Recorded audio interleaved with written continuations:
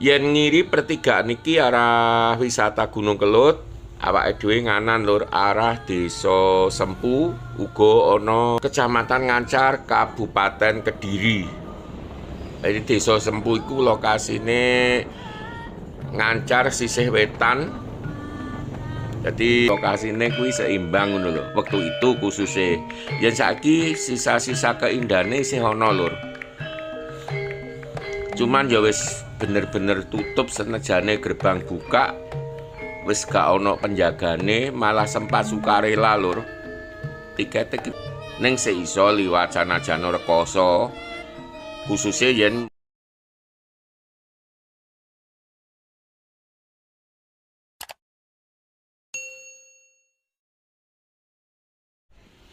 Assalamualaikum warahmatullahi wabarakatuh. Piye kabare dulur-dulur kabeh, muga-muga tansah sehat lan lancar rezekine.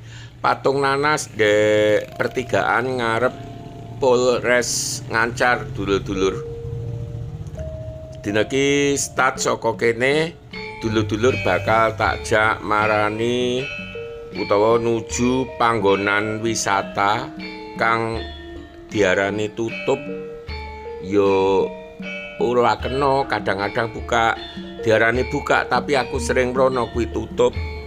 Apa sing bahasa Indonesiane mati segan hidup segan mati tak mau ya.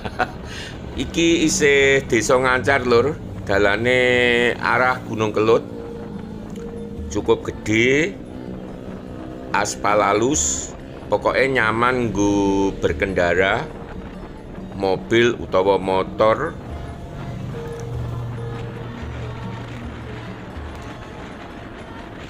Jalan utama menuju kawasan wisata Gunung Kelut dulur-dulur. Lah ngiri pertigaan mau arah Desa Babatan yen dibajut liwat perkebunan ngono iso tembus perkebunan Ngrangkah Pawon, pelosok Klaten lur. Iki perjalanannya bakal rada dawa nanging aja kuwatir dulur-dulur, mergo panggonan-panggonan sing bakal diparani lan dalan-dalan sing bakal diliwati awake dhewe kuwi sesawangane apik banget. Contone ngiwonengen kiri kanan jalan lur. Lagi ditanduri nanas lur. Pancen daerah Ngancar ku salah siji sentra produk nanas. Sanadyan saiki ya wis ketambah napa duren, tapi sing utama tetep nanas lur. Jadi ke zaman aku cilik biyen sampai saiki pusat produksi nanas kuwi yo kanggo warga Kediri lho yo. Iku Kecamatan Ngancar lur.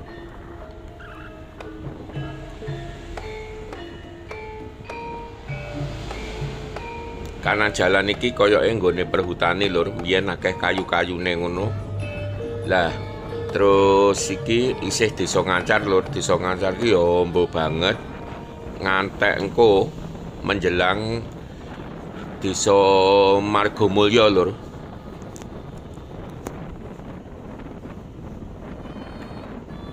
Sampai ruko-ruko sing bakulan nanas kuwi lho lur batase. Ki sengaja santai-santai mergo cuacane apik lur. Ora udan sanajan mendung tipis-tipis. Terus kiri jalan niku ana Damar Mas, rest area, yo warung lur.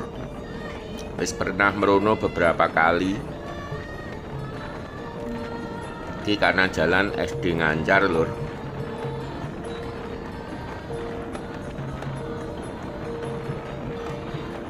Pokoknya mlaku-mlaku nang Ngancar iku ngantek pelosok-pelosok ngono nyenengake banget saiki.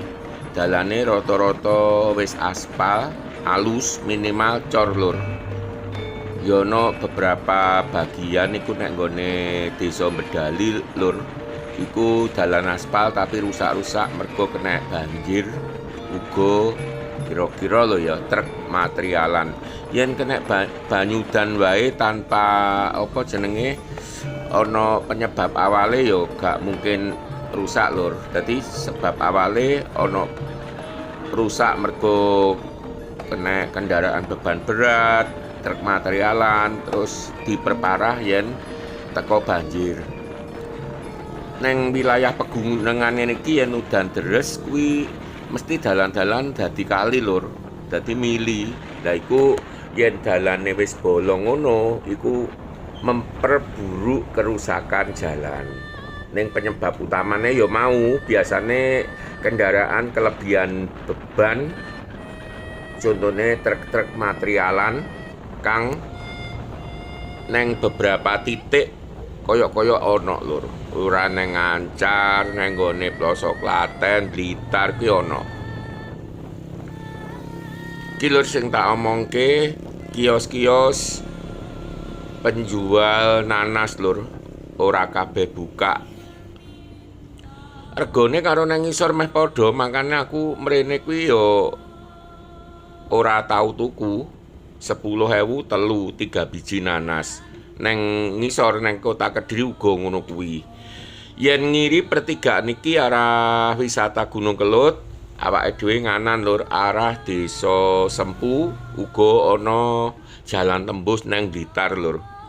Kawasan wisata pertama sing bakal disepil iki lur. Nggone glamping ya semacam iki selamat datang agak patek jelas tulisane wis burek lur. Tapi iki nggih arena perkemahan ngono kuwi. Biyen yo pernah rame tapi saiki wis tutup lur, sanajana sing jaga nang nggone pitu gerbang mau uga ana. Iki perjalanan nang nggone Desa Sempu dulur-dulur, Kecamatan Ngancar, Kabupaten Kediri. Dalane ora gede koyok mau, rodok sudo titik tapi tetep alus lur. Terus kiri kanan ono core. Jadi dalan iki mbiyen cor terus diaspal utawa aspal nyewenengene dicor ora pati ngerti aku. Ning yen dalan iki tumrap aku kuwi favorit ke jaman dalan iki sik aspal elek. Aku wis sering liwat rene yen mubeng-mubeng nang wilayah Ngancar.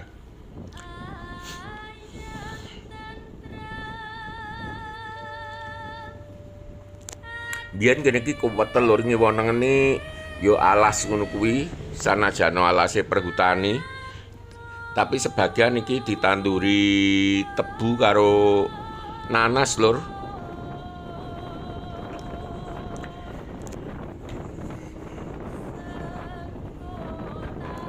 Iki padahal liburan lho lur. Ya cuma saiki kan wis koyok tak singgung nang ngarep mau akeh kawasan wisata sing tutup. Ya sebab utamane ki lur koyoke batas masuk Desa Sempu. Dadi awake dhewe wis masuk Desa Sempu, Kecamatan Ngancar, Kabupaten Kediri. Jadi Desa Sempu iku lokasine Ngancar sisih wetan. Jadi paling etan kidul lur. Lah engko kidul iku berbatasan karo Kabupaten Blitar. Iki sing pertama, yang kedua iki Kampung Anggrek lur. Wah, awal-awal buka biyen iki rame banget lur. Mergo menawarkan konsep sing beda sesuai jenenge Kampung Anggrek. Dadi nang kono ana apa jenenge sing ditonjolne kuwi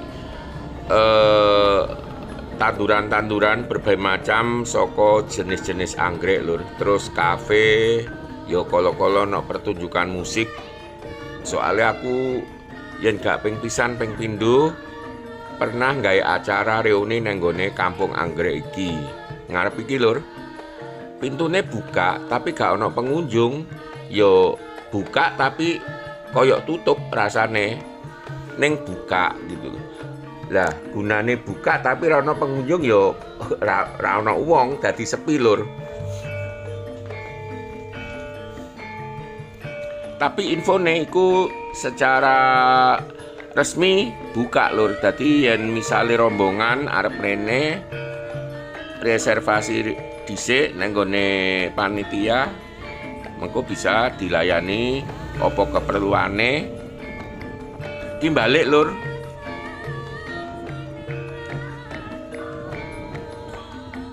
Jajal liwat jero-jero lur iki.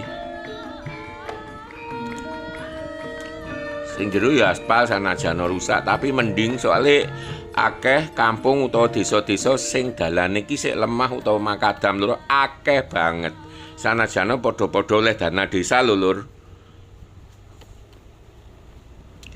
Iki ya termasuk tak acungi jempol kanggo wilayah Ngancar lur.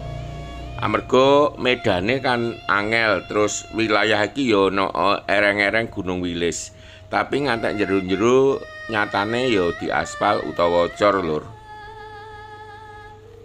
Senejana sebagian yo aspal biasa sing gampang rusak kaya iki contone ning dalan utamane mau kan aspal halus lur.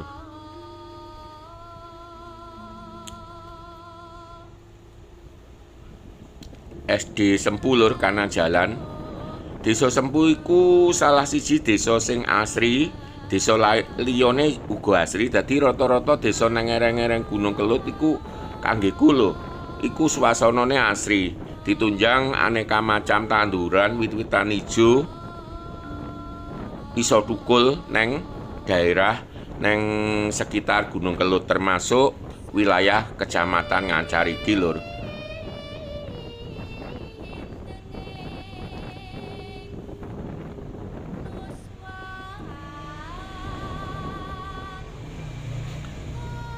Ki awake dhewe teko dalan utama maneh lur. Lah sing ngaspale alus tak mongne mau. Dadi dalan iki dawa cukup dawa lur, ana ya lah iki kiri jalan lur. Diarani Kampung Indian. Aku mbiyen yo atiku lho secara pribadi rada ngrundel. Bab jeneng-jeneng tempat wisata kuwi neng Kabupaten Kediri utawa Kabupaten Blitar lan kabupaten liyane ning sing marak nek Kediri kuwi jenenge kok jeneng asing ngono lho lur. Contone Taman Indian, terus ana Taman Teletubbies, terus apa ngono lho. Bukit Teletubbies jenenge ki, terus ana apa ya? Alaska dan sebagainya kok jiko nama-nama asing ngono lho. Yen nurutku nama iku nomor loro, nomor siji kondisi lokasine lur. Piye? Layanane piye? Ya gak ngerti lek nurut sing gawe panggonan kuwi dengan nama asing iku iso menarik, punya daya tarik tersendiri, aku ya ora ngerti lur. Ki kanan jalan Balai Desa Sempu lur. Asli desane ning yo neng luar daerah ngono ana contone nang gone Kabupaten Nganjuk, wilayah Kecamatan Loceret, ereng-ereng Gunung Wilis kuwi ana jeneng kawasan wisata Jolotundo lur. Lah iki yen nganan iso tembus medali lur. Balik nang Ngancar mau iki dulur-dulur takjak nang nggone kawasan terakhir saka Desa Sempu lur.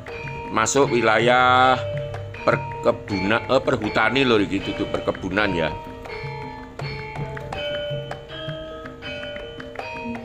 Perhutani karo perkebunan iku beda lur. Lah iki termasuk tak apresiasi lur sejatine. Panggonane apik banget, jenenge Sempu Exotic Park. Iki yo nama Inggris Exotic, tapi kan apa antara nama karo lokasine kuwi seimbang ngono lho. Wektu itu khususnya.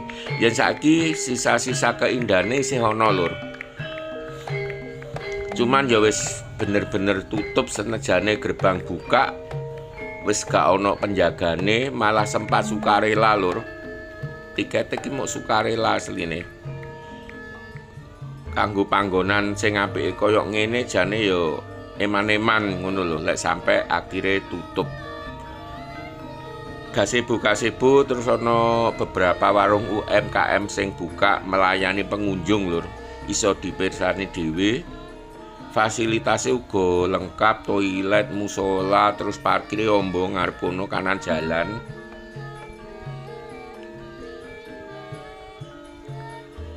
Efeknya pandemi tahun 2020 betul-betul hebat lur. Efek buruk maksudku. Jadi mungkin yen didata ngono ribuan tempat rekreasi iku gulung tikar goro-goro pandemi lur. Kanan jalan mau lur parkir terus iki tanduran nanas uga lur. Ki wis masuk arah apa jenenge alas lur. Lah nang kene iki enek sumber lur. Terus sumbere nate ditampung nek nggone tandon iki terus baru diedarkan nang nggone kampung masyarakat. Tapi koyoke sejak beberapa tahun yang lalu wis rada suwi malah tandone kuwi gak digawe maneh lho. Ayo saiki tak jak nang nggone salah siji panggonan kang rodok berbau mistis lur. Ki lur. Aku pernah mrene videone ya enek nek YouTube channel iki dibuka-buka lur. Pernah ngomong karo juru kuncine, dadi nang kene iki kena dinggi melekan, nggih apa ngono lur, nggih slametan uga. Di acara ritual kanggo sing percaya lur.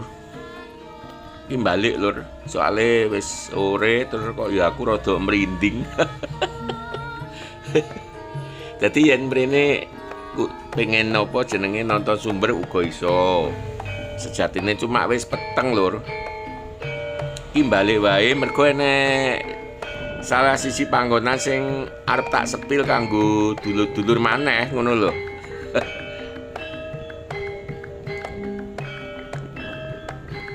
Ki balik metu saka Sempu Exotic Park lur. Aku untunge wis pernah mrene lur ping loro ya tau ngopi nang kene. Dadi saiki sanajan wis gak operasi maneh ora pati getun ngono lho. Apik banget lur iki panggonane jane. Ki tak jak nang perbatasan paling pinggir saka kawasan Desa Sempu, Kecamatan Ngancar, Kabupaten Kediri lur. Aku beberapa kali lewat dalan iki nembus nang Blitar lur. Tembuse nang gone wilayah perkebunan gambar, terus uga tembus nang gone Candi Penataran lur. Dalane tak sepi lur. Iki sawetara tanduran sekitar uga nanas lur karo tebu. Iki lur dalan sing diliwati jembatan lahar. Ya dalane kategori angel lur lek kanggeku. Ning seiso liwat sanajan rekoso. Khususnya yen mung gawe motor matic. Yen niat lewat Sempu iki tembus Blitar sebaiknya pakai motor lanang lur. Sawetara samen dhisik wassalam.